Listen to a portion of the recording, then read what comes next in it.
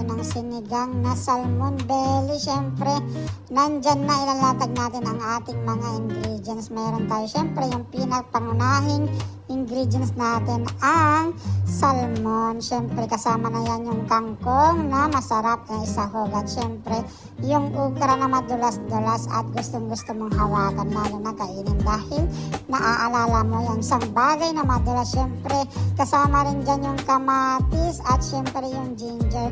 Number 1 yung kamatis na pinaka naaalala mo ay ang nangangamatis mong jowa kapag siyempre nagbibinata na. At siyempre meron din tayong onion dyan sa garlic. At syempre, yan yung mga ingredients na pampalasa natin dito sa ating lulutuin na sabaw. Napakasarap ito. Syempre, nandyan din yung ating seasoning na powder. Syempre, meron din tayong sili dyan na kailangan mo, lalong-lalo na kapag nanlalamig ka na wala nang anghang ang iyong pag-ibig. Syempre, ang fish sauce na pampaalat katulad ng iyong jowa na hindi naligo kaya maalat na. Syempre, ulitin lang natin, ang napakasarap na mga ingredients ay i-ready mo na dahil tuloy-tuloy na natin ang ating pagluluto at maya-maya magkakaroon tayo ng masarap na sabaw. Syempre, sasamahan mo yan ng masarap na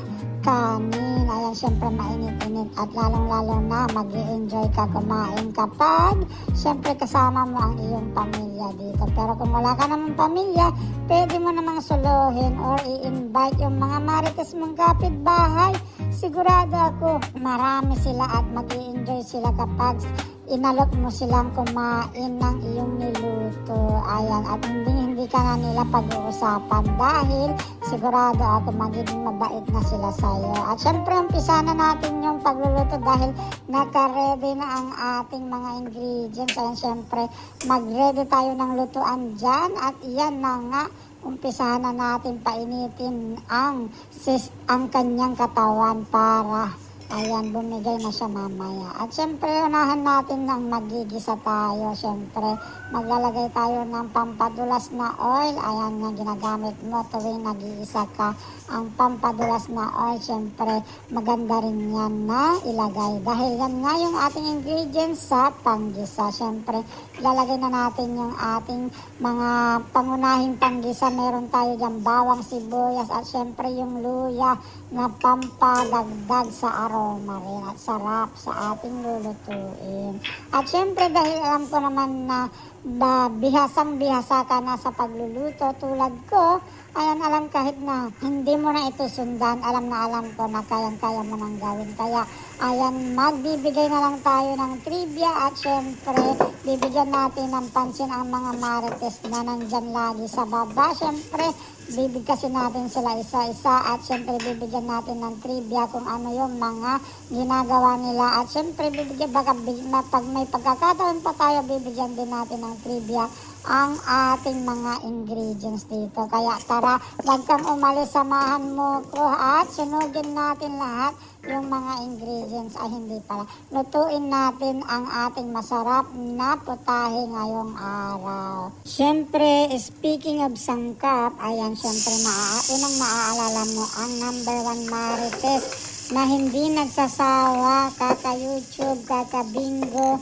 at kakagala. Ayan, walang iba kundi si Ate Josefina Adame 18 na kulang ang araw dahil super marites nga, super senior marites, at syempre kulang ang kanyang araw, hindi kompleto ang kanyang buhay kapag hindi niya nasilayan ang mga marites sa kanyang live. Kaya araw-araw kailangan niyang mag-YouTube at kailangan niya mag-live para makita niya ang mga super marites na kanyang mga kaibigan. Siyempre, kapag sinabi mo namang super marites, nandyan din lagi, hindi mo makakalimutan yan dahil number 1 marites ng Hong Kong, Disney Princess Marites Perky F. Ayan, super mabait naman siya pero lagi naman nabubuang. Ayan, si super marites Disney Princess ng Hong Kong. Ayan, number 1 marites yan. Siyempre, kapag sinabi mong Hong Kong, hindi mo makaikailan na hindi mo pwedeng banggitin ang marites na si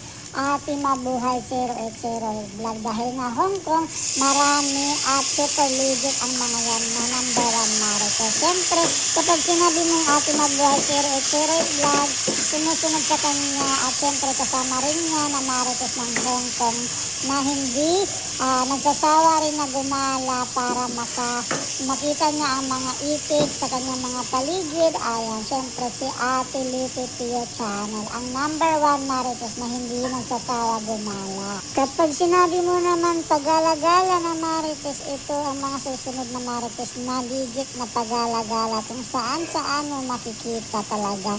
Ang Marites na si Floresa Gerson Marimar, 50 Gcash Blue na bra, ayan, at si Sunny Anya TV na hindi mo talaga makikita kung saan dahil nga sa sobrang pagala-gala, naging plato na sila, lalo na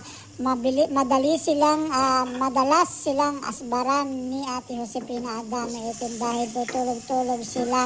Lagi silang plato sa taas ng kanyang live stream. Ayan, si Floresa Gerson Marimar, Blue na bra, 50 petot Gcash, at si Sunny Anya TV na naghahanap ng jowa. Sana makahanap na siya para madiligan na siya, at syempre sobrang dilig para makahabol pa siya, magkaroon pa siya ng 10. Ayan, makasampu pa siya. Dahil sa sobrang tuyot na hindi na niya kayang ang sobrang dry, kaya kailangan madiligan na talaga siya. Speaking of dilig na sobra itong susunod na Marites, sa sobra sa dilig, alam mo na maging senior dahil sobra na sa dilig. At syempre nag-for good na siya sa Pilipinas. Kasama niya ang kanyang backpack na Arenola dahil nga sobra sa dilig. Yun na yung hawak-hawak niya lagi ang kanyang Arenola, at ginawa na niyang lagay ng barya sa kanyang tindahan. Walang iba kundi si Marites the Survivor Grandma. Nabibulbul tayo, si Marites the Survivor Grandma na may backpack na Arenola. Syempre legit na Marites yan. Kasama niya syempre ang isa pang legit na Marites, ang magaling kumanta. Syempre walang iba kundi si Farmer si QTV na habang nagluluto, hindi kanya pagbibigyan. Syempre kakantahan kanya, aawitan kanya at aalayan kanya ng Marites na may kasamang kantahan.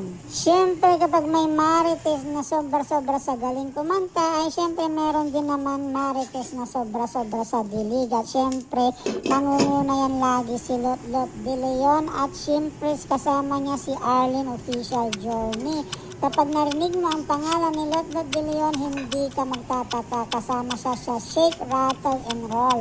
Pero dito sa totoong buhay, ang Marites na si Lot De Leon, ayan, taga-video, at syempre mapapasana all ka dahil hindi yan nagsasawa. Tuwing weekend ay nadidiligan, kaya mapapasana all ka na lang talaga kay Lot De Leon. At syempre kay Arlene Official Journey na tuwing alauna kailangan na niyang lumayas para magdilig. Sana all nadidiligan tuwing alauna ng tanghali. Kapag sinabi mo namang sobra sa dilig at umaalis na para madiligan, itong si Ate Norbans Ramat at si Ditrio siguro super na ang kanilang experience sa pagdidilig. At syempre hindi lang wisik ang kanilang naranasan mula nung sila ay magkaroon ng jowa hanggang ngayon. Siguro sobrang solve na sila dahil nga Marites sila. Ayan, sobra sila sa dilig, at dilig na dilig. Hindi lang dilig, kundi baka pinapaliguan pa sila ng dilig. Kapag napasana all ka, sigurado ako ang next na Marites na ating babanggitin ay mapapasana all ka dahil nga bukod sa mahilig din magdilig, baka mahilig din magmarites. At number 1 Marites din ito ng Hong Kong. Ayan, walang iba kundi si Chin Bersola. Ayan, bukod sa artista, ayan ay syempre Marites, at sobra din sa kakagala para maghanap ng mga bagong balita. Syempre, kasama rin niya, hindi rin natin maikakala si Kap Vanidosa Marie. Kagalang-galang pero super legit din na Marites yan. Ayun, makikita mo sa itsura pa lang. Kapag gumala na yan, sigurado ako 100% meron siyang balitang ipapamahagi sa iyo. Kapag may mga super legit na marites number 1 sa buong mundo, lalong-lalo na sa Pilipinas at sa Hong Kong, syempre, meron din naman kabaliktaran. Itong mga marites na to, hindi mo talaga ikakaila. Pag nakita mo sila, mabait ang kanilang itsura, pero marites din naman sila. Pero kabaliktaran din naman ng mga super legit na marites tulad nila Perky F. Siyempre si Little Fluff ang ating tinutukoy. Kabaliktaran, mabait siya. Siyempre ang kanyang asawa ay super marites. At siyempre kapag sinabi mong mabait na si Little Fluff, nandyan din number 1 na mabait si Eric Kid Story at si Mr. Lee Art. Ayan, siyempre pag nakita mong nanood ka sa live ni Mr. Lee Art at si Eric Kid Story, lalong-lalo na si Eric Kid Story, hindi ka magugulat kapag tumanta na siya at sumigaw. Siyempre, napaka mahinahon at napaka kalma-kalma lang. Siyempre, kapag sinabi mo namang mabait, meron din naman na dyan mga marites na nakabidji-bidji lang. Siyempre, isa yan si Viva Mascarados Vlog. Ayan, kapag meron pala chatter sa kailang yung lumalabas, siyempre, bibilisan na niya yan. Kaya alam mo na, marites, Viva Mascarados. Alam mo na yung magiging diskarte sa mga ganyan. Pag sinabi mong mabilisan, siyempre, maaalala mo rin si Chito TV, si Manong Chito TV at si Julia Lacuachera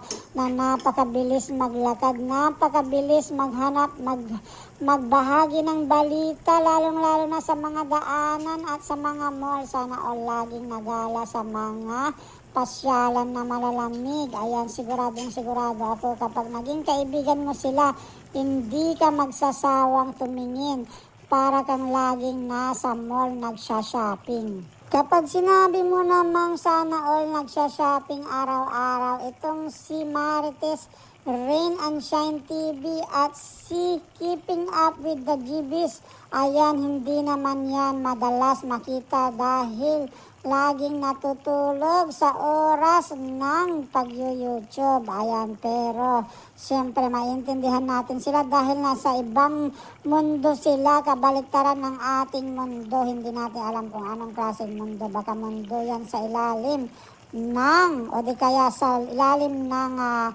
balite na puno. Ayan, yung malaking balite sila nakatira, baka nandoon sila kaya hindi sila masyadong nakikita tuwing umaga, sa gabi lang sila nakikita. Pero syempre alam mo na legit na marites sila dahil kahit tulog sila ay nakakasagap pa rin sila ng balita. Syempre hindi rin mawawala si Jo Mesel na habang nagluluto ay alam mo na naghahagilap din ng mga bagong balita dahil legit na marites. Syempre habang kumakanta rin din si Rodis Adventures at si Bro Ata Kusina, alam mo na kahit na yung tema na ay kantahan, alam mo na meron silang daladalang mga maritesa. Kapag sinabi mo talagang maritesan, hindi magpapaiwan yan yung mga nakatira sa kabilang daigdig. Si Ate Leilani, si Rami Vlog, si Katya Life and Lebanon, si Ate Lorico, si Bro Tony Mix Vlog, syempre kasama niya si Pare ko Official TV. Mga marites sa kabilang mundo, syempre hindi yan magpapaiwan sa kanilang mga live.